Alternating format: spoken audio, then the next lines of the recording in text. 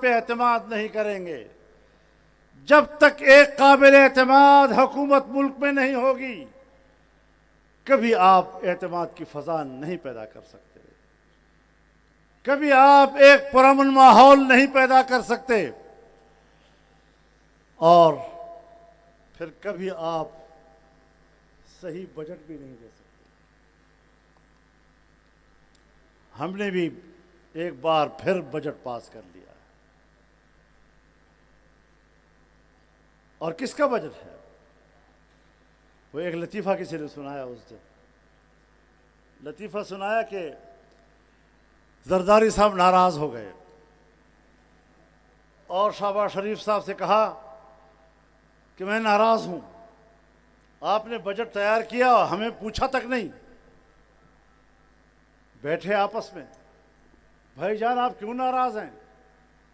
جی آپ عجیب لوگ ہیں، ہم آپ کے ساتھ حکومت میں شامل ہیں اور آپ بجٹ بنا رہے ہیں اور ہمیں پوچھتے تک نہیں ہو۔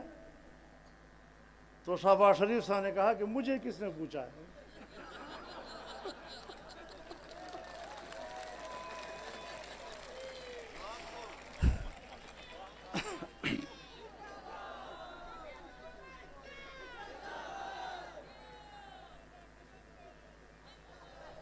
کسی کو کچھ پتہ نہیں بجٹ کس نے بنایا، کس نے پیش کیا ہے۔ آئی ایم ایف کے کہنے پر ہم بجٹ بنا رہے ہیں، بناتے بناتے آج پاکستان کی 50% آبادی وہ خط غربت سے نیچے چلی گئی ہے۔ ہم نے پچھلے سال کہا تھا اس سال کے لیے کہ 4% سے زیادہ سالانہ ترقی کی شرح ہوگی، لیکن 2% اور کچھ ترقی ہو سکی، اس سے زیادہ نہیں۔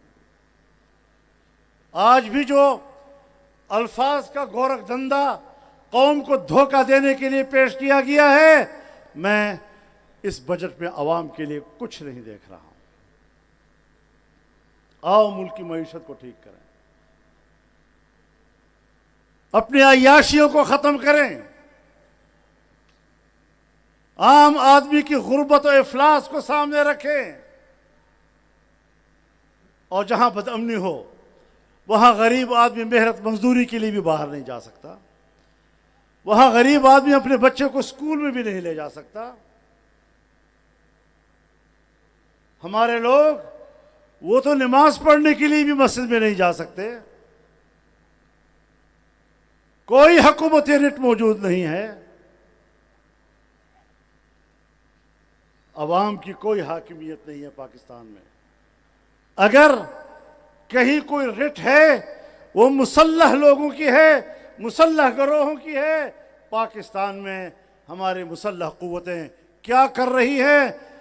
اگر ان سے بات کی جائے، ہم قربانیاں دے رہے ہیں، آپ ہماری قربانیوں کو نہیں مانتے۔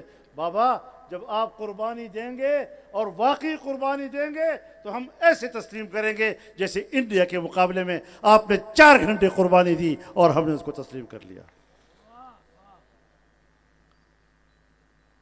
اب میں کیسے کہوں کہ ایک طرف 4 گھنٹے میں آپ نے اتنے بڑے ہندوستان کے دفاعی سسٹم کو تباہ کر دیا، اس کے ڈیجیٹل سسٹم کو تباہ و برباد کر دیا، اور 40 سال سے مسلح چند گروہوں کا آپ کنٹرول نہیں کر سکتے، تو اس کا معنی یہ ہے کہ دال میں کچھ کالا کالا ہے۔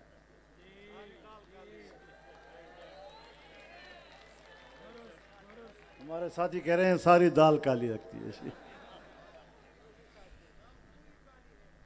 تو میرے محترم دوستو، یہ وہ مسائل ہیں جو آپ کے سامنے ہیں، اور جس کے لیے آپ تا حد نظر پورے ملک میں جمع ہوتے ہیں۔ جمعیت علماء کی آواز پر صرف اجتماع مقصود نہیں ہے، آنے والا پروگرام طے کرنا ہے۔